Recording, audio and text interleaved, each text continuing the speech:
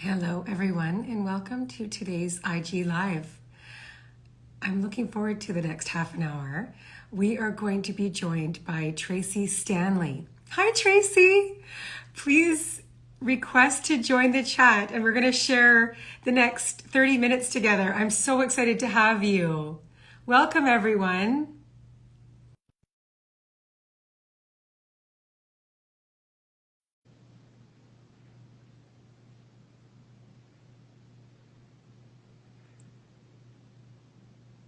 Welcome, everyone. Let us know where you're from, joining us in from. Hi, Tracee.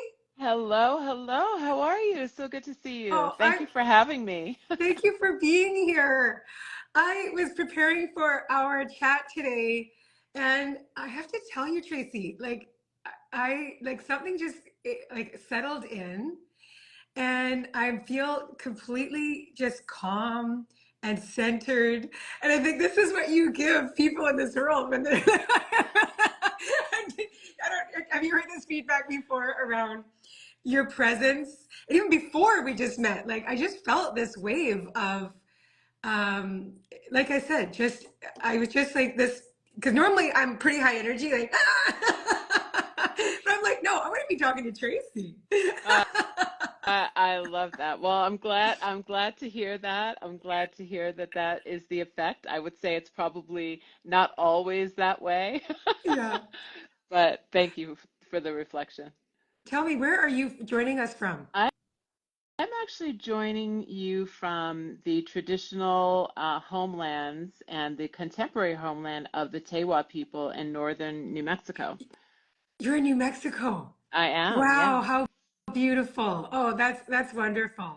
And I know you lead retreats. I'm going to read your bio, because I think those of us that are joining from Real Love Ready may not know you. But of course, you have like a large expansive community that you work with. So you're an author, of best-selling books, Radiant Rest, and your most recent, which is just absolutely beautiful. I love your newest book, The Luminous Self, which is like your the gold cover. And I'm going to order it and learn. I wanted to learn more about either the practices that you are helping people Mm. embody and bring into. So we could talk more about that at the end, because Okay. I would just love to. Um, you are the founder of Empowered Life Circle, a sacred community and portal of practices, rituals, and tantric teachings, inspired by more than 28 years of studentship of Sri am I saying this correctly? Sri Vidya Sri Tantra, Vidya Tantra. Yeah, and the yeah. teachings of the Himalayan masters. As a post lineage teacher, you're devoted to sharing the wisdom of yoga nidra, rest, meditation, self inquiry, spiritual ecology, and ancestor reverence. How beautiful. Mm. You're gifted in illuminating the magic and power found in liminal space and weaving devotion and practice into daily life. I just think that is just so beautiful. So everybody can find more information on your website, traceestanley.com. And we were submitted a lot of great questions from our community to ask you today. We've got 26 minutes to do this. And Let's do it. I'm going to be watching the chat. So those of you that are joining us live, please ask Tracee your questions. This is your opportunity. Tracee, before we get started with the questions that came in from our community, can you tell us about your practice, about what you are involved with, like even in the last 30 days, in the last month? Mm. That's a beautiful question. So, what I would say is that currently Earth has become my greatest teacher, and I feel like I am a student of the natural environment around me, the elements, all of which we know kind of make up our gross material body and eventually moves into the subtle. So, I've been exploring more practices around impermanence. And the practice around impermanence has really translated into my tea ceremony practice that I do every morning. So for the last 30 days, obviously we've been in winter, um, and that has a lot of information for me about what my practice needs to be. So I've been lucky enough to connect with someone who's a Chinese medicine doctor and owns a tea company, and they've been supporting with winter teas to help support kidney function and warming the body during this season. A lot of rest and hibernating and pulling back on things um, has happened since kind of November, and I started moving back into, now that spring is starting to come, into moving into doing more things, right? Um, but that's really been the practice, is a lot of being outside in nature, a lot of observing, a lot of meditating, a lot of being quiet, not being too social, and now starting to come out. It's actually unseasonably warm Mhm. right now in New Mexico. So I've been feeling that push to be more outward. Great. Love that. Love the tea ceremony too. Wow. Okay, so are we ready to dive in? Yeah, let's do it. Okay, so the first question that came in is, can you truly lose yourself? And if so, how do you know when it is happening? And maybe we can add on to that question. If we can lose ourselves, how do we recover? Yeah, so that's a really great question. And I think the first thing we need to ask ourselves is that when we are referring to self, what are we referring to? Are we referring to the small self, which is made up of the personality and our experiences, or are we referring to the self with a big S, which is the inner self, the deep self, the self that is eternal, the self that knows? So which self are we talking about? So what I would say is, if we're talking about the self with a big S, that we are never lost. I think that it's a function of maybe forgetting, right? And we all know that there's so many distractions in life. Life becomes really busy, and it's very easy to move away from that place within us that we know is powerful. And maybe we've never even touched that place in our whole life, right? Because we've been going, going, going, going, going. So the answer, I think, to both questions is know that you cannot really lose yourself. You can remember who you really are, and that might feel like losing a part of yourself because you become aware of some of the masks that you've been wearing to appease other people and to appease society and to fit into a box. And that maybe you've had to cut off parts of yourself to fit into that box, but they're always there for you to reclaim. So that's the first thing that I would say. And my answer to the second part of the question is that stillness and silence and pausing give us the spaciousness to remember. Yes. And that is what the basis, from what I'm understanding, just from learning from you recently, Tracee, that is the basis of yoga nidra, correct? It's going within. Hmm. It is a focus on quiet, on rest. Is that correct? Yeah, yoga nidra is so many different things, Mm. and one of the things that you're kind of touching on is that yoga nidra is this practice of pratyahara, right? And pratyahara is one of the eight limbs of yoga, which is referred to many times as withdrawal of the senses. And one of my favorite definitions that has been added onto by Swami Vedabharati is withdrawal of the senses in order to reclaim, to re-assimilate into your true self, into your true nature. So essentially, it's like this practice of subtraction, right? So that we can eventually arrive at the place within us that is eternal. That's Mm. one of the benefits of Yoga Nidra, one of the things that can happen from Yoga Nidra. The intent of the practice, only the sages really know the intent of the practice. But one of the things that is in some of the older texts is about this idea of consecrating the body so that you can remember the body as a divine temple. And if we remember the body as a divine temple, we remember that part of us is not only eternal, but part of us is also divine. And that is Yes. a reclaiming of our true nature, I believe. Yes. A thought that came to mind when you were answering the first part of this question around losing yourself, and you're saying, which I agree, is, we never lose our capital S self. Mhm. Um, but something that I have experienced and I'm learning more about is when we are shedding the little s self, I think of as our ego. And when we are shedding those parts of ourselves that actually we have been attached to, and you talk about this about the masks we wear, which Mm-hmm. is, which personalities, which different people we have, like which character are you coming into with this Mm-hmm. relationship or this interaction, Yeah. right?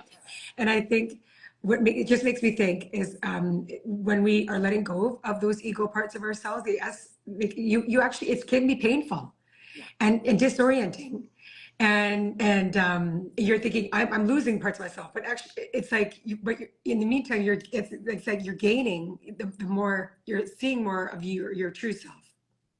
Yeah, what I would say is a lot of times when the ego is shedding, as you said, is that it feels like a death, Yeah. right? It feels like a part of us is dying.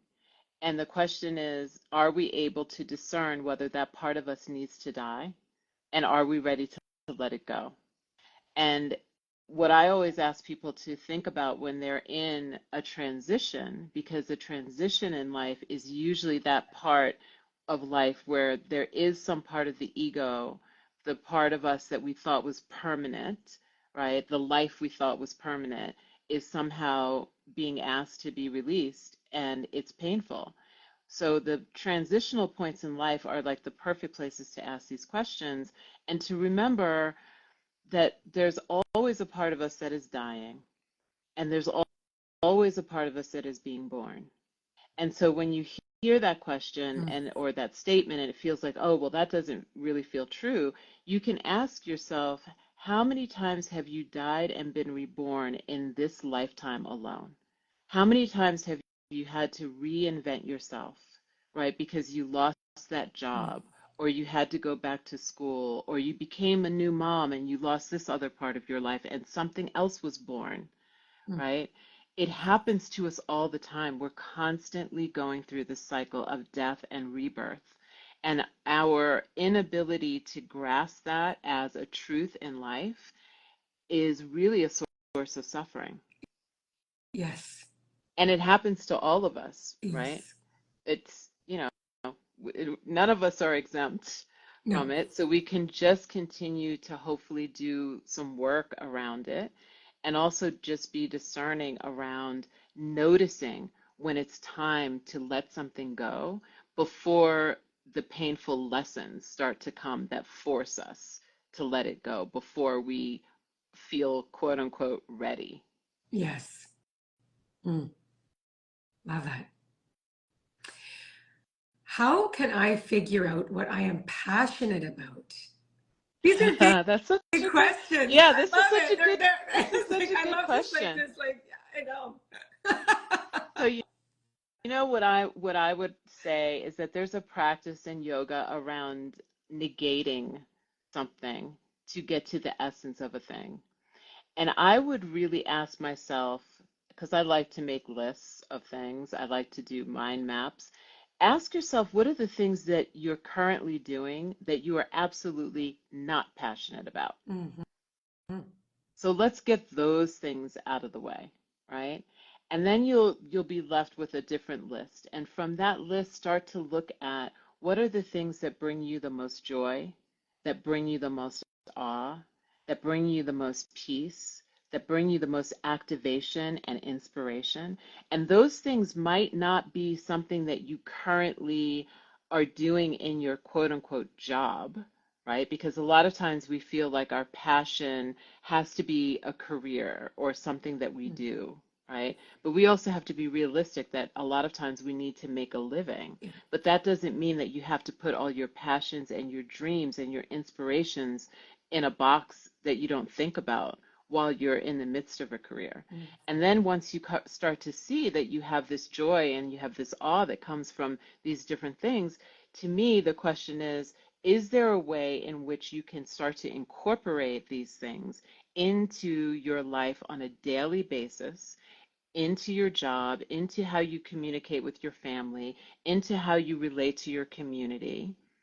And if it's absolutely impossible, maybe consider a shift, which again is going to bring you into that same place that we were just talking about, the transition that is going to ask you, What part of me needs to die so that something else can be reborn? Is what I'm doing life affirming? If it's not life affirming, it probably isn't passionate for you. It's probably not inspiring for you. So if there's a way that you can start to eliminate or at least be aware of the things that you do that are not life affirming, that are not life enhancing, even the relationships that you have that are not life affirming, that you go into this relationship or you see this particular group of people or person, and all of a sudden you feel drained, Mhm. right? How can you shift that? Yeah. Those are questions that I would ask. Yes. I watched one of your interviews that you had with someone, and it was David Asprey, Mm. and it was the question that he posed, or maybe it was something that you actually just the answer that you gave was around if you knew that you only had, I think it was a month to live, something like that. It was a short period of time. Yeah, What would you remove from your life, or where would you focus your time? And that's, it is that this, that is, I just thought that was very poignant. It was just like, right. yeah. It's a good way That to, yeah. it's a good way to boil things down. That's a practice that we call the do word. The And essentially, D this word, is the do word. do So word. this is a practice that was introduced to me by my friend Charlie Morley, who is a former Buddhist monk and lucid dreaming teacher. And essentially, it's in my book, the Luminous Self. I have it here. So Um, beautiful. I love your book. Thank you. And it's basically you create two columns, do and do not do. And we really start with this contemplation of if you knew that you had a year to live, right? Mhm, What would be the things that you would immediately stop doing? mhm, And you write those in the do not list. And what would be the things that you would do with that year left? So if someone is listening to this right now and they're contemplating this question and writing down all the things that they would stop doing, why don't we stop doing those things right now? Right? yeah, Because they're probably unimportant, not life enhancing, not, they're not things that are bringing us joy. And then the exercise continues. And the time that you have left just continues to get smaller and smaller and smaller until you're left with one word of what you would do with this minimal amount of time that you have left in life. And then my kind of inspiration for people is to start living your life from that place right now. So my word is love. It's mm-hmm, like I try to infuse everything that I do with love. yeah, And I have a mind mapping practice that I do daily, and everything in that mind mapping practice emanates from love. It emanates from sharing rest, from sharing awakening practices, from sharing inspiration and creativity. And that is how I know that I'm in alignment with all the things that I'm passionate about and all the things that are important to me. yes. I, we're going to go through more questions, but I did want to make this, this comment, this observation, just because I've been, kind of just being within the Tracee Stanley zone. And what I recognize is just how important, what you're saying. It is about rest. It's about way more introspection, and just there's so much speed in our lives that we're caught up in, and technology, and just this awareness around, like, our nervous systems are at like this, right? And we need way more practices on a daily basis to bring us down into centeredness. And wow. Right. Yeah, I love that you're saying this because I think that we have to understand that we are choosing to merge into that speed highway. We are choosing Oh yes.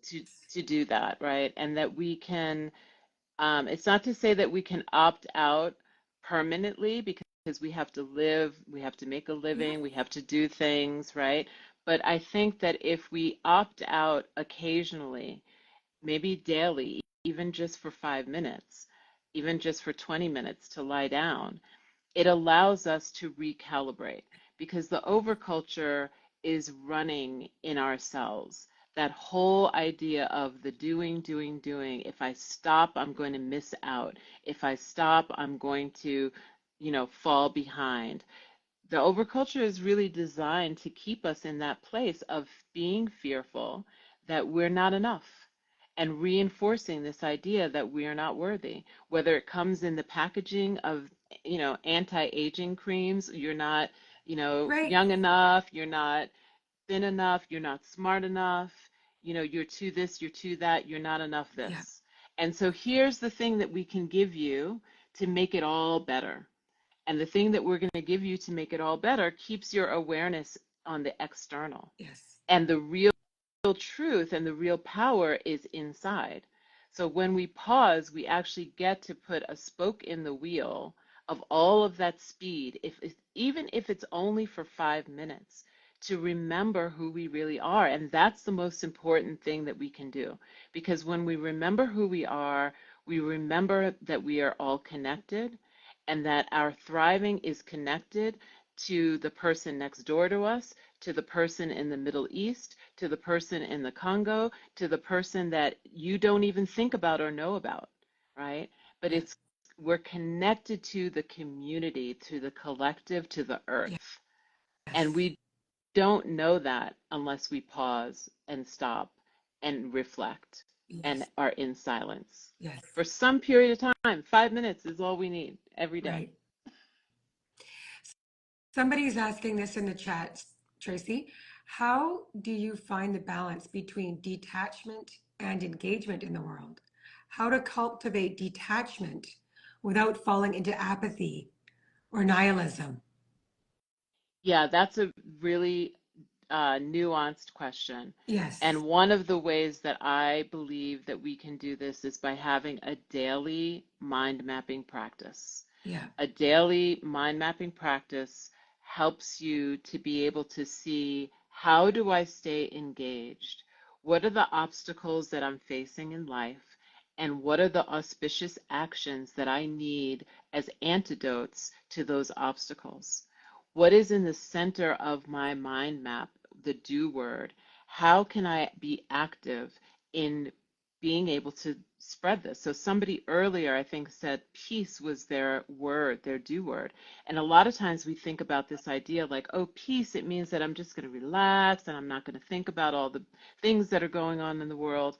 But there may be something that you can do actively, an auspicious action that helps to bring more peace to the world, right? Not just peace for you, right? Because if there's any chaos happening in the world, there's chaos happening within us. If there's Yes. any war that's happening in the world, there's a war, I believe, that's happening within us, right? Yes. And it's being reflected outward. If there's any hatred, there's something happening in us. Right. So I think that to answer that question is do your work and also include your community in how you're thinking about doing your own spiritual work, right? We're not in a silo when we're doing our spiritual work. This whole work that we're doing is, yes, to better ourselves, but it's also to better our community. And I think that when we think about it in those expansive ways, I, for one, don't fall into this place of nihilism or detachment because I realize that everything that I do ripples out into the world. Yeah.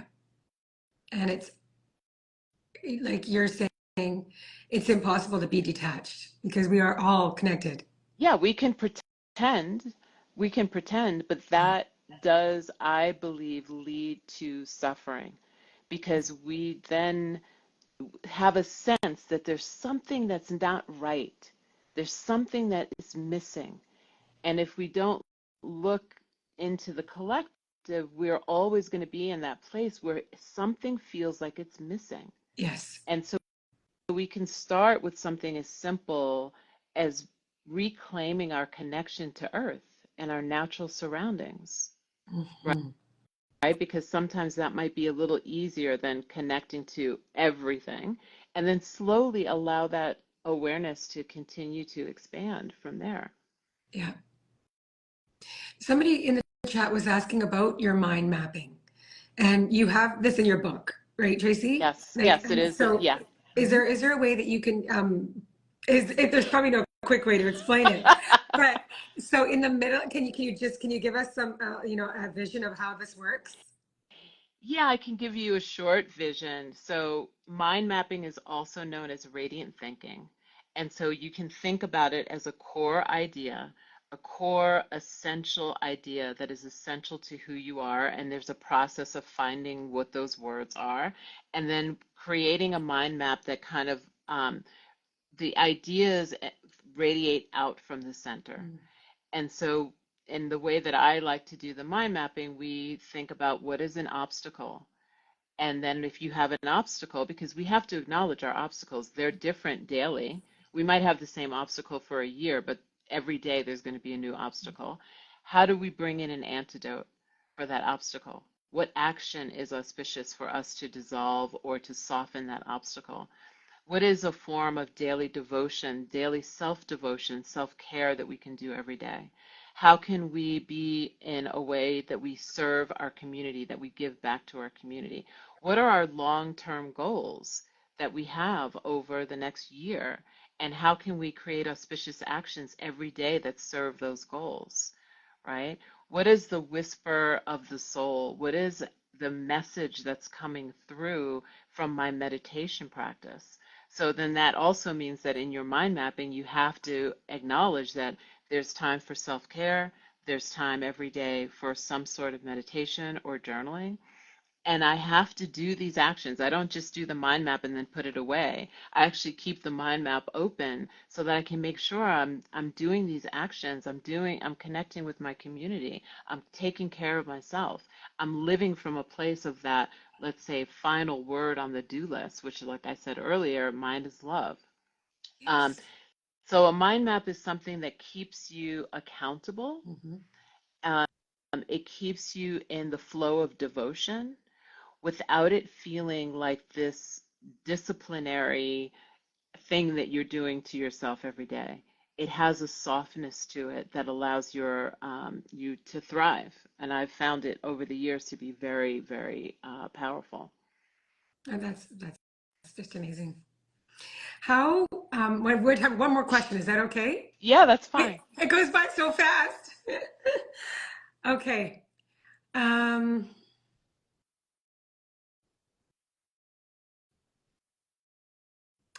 this comes back to our true self. What if I don't like being my true self? As everyone says, to be your true self. I think my true self is not a good one. Yeah, what I would say is two things. One, um, the true self is pristine, it's light, it's truth, it's powerful. And so it's possible that you might not have, as I talk about in the book, the teacher that said to me, I don't believe that you have ever tasted your true self. And Hmm. that's the comment that sent me on the seeking mission of, well, wait a second, what is my true self? How will I know when I taste it? Right? So my answer would be keep going deeper and maybe even use the resources that you might have available to you. And if not, you can ask friends and reach out into community to find a mentor or to find a therapist, someone that can support you in getting into this idea of what is true self and what is the false self. Yes. And which part of that is it that you don't like, right? Mm. And I think that that's when a therapist can be really, really helpful. It could be that this person is, just relating so much more to their false self. Right. Yeah, we could be relating to experiences, we could be Yes. relating to things that we've done, we could be relating to Yes. emotions that we're feeling, and all of those can feel and are very real in this human experience. But there is also a part of you, as is talked about in the Yoga Sutras, that is beyond all sorrow and beyond all conditioning. Yeah. Wow. Wow. Well, I look forward to receiving your book because I'm ordering it and learning more from you. Let us know where else, how else do people like show us your book again, please, Tracee, because I just like I just love the fact that it's got a gold cover and it is very luminous. And it's called The Luminous Self. And how else can people continue to work with you and learn from you? People can go to my website. I have a monthly community where I teach classes and have special guests on, and we do new moons and full moon ceremonies and different. I will be having a free course coming up on that for honoring rest. So those are ways in which you can connect. I also, if people want to go to my link tree, there's a number of free practices there. So if you want to just touch in and say, oh, what is this yoga nidra about? Or what is meditation about? With me, you can get those free practices. Yeah, there's lots to discover. Linktree on Instagram or my my Okay, well, website. I'll make sure we add all that just to the notes. And this is a saved live, so I'll put all that in the notes. Well, thank you Wonderful. so much, Tracee, for your time today and just the gift of your presence. And I hope that I got so much out of this time. So thank you Oh, so much. thank you. I really appreciate you. And thank you, everybody who joined and those who will watch later. Thank you. Enjoy your day. Bye bye. Bye.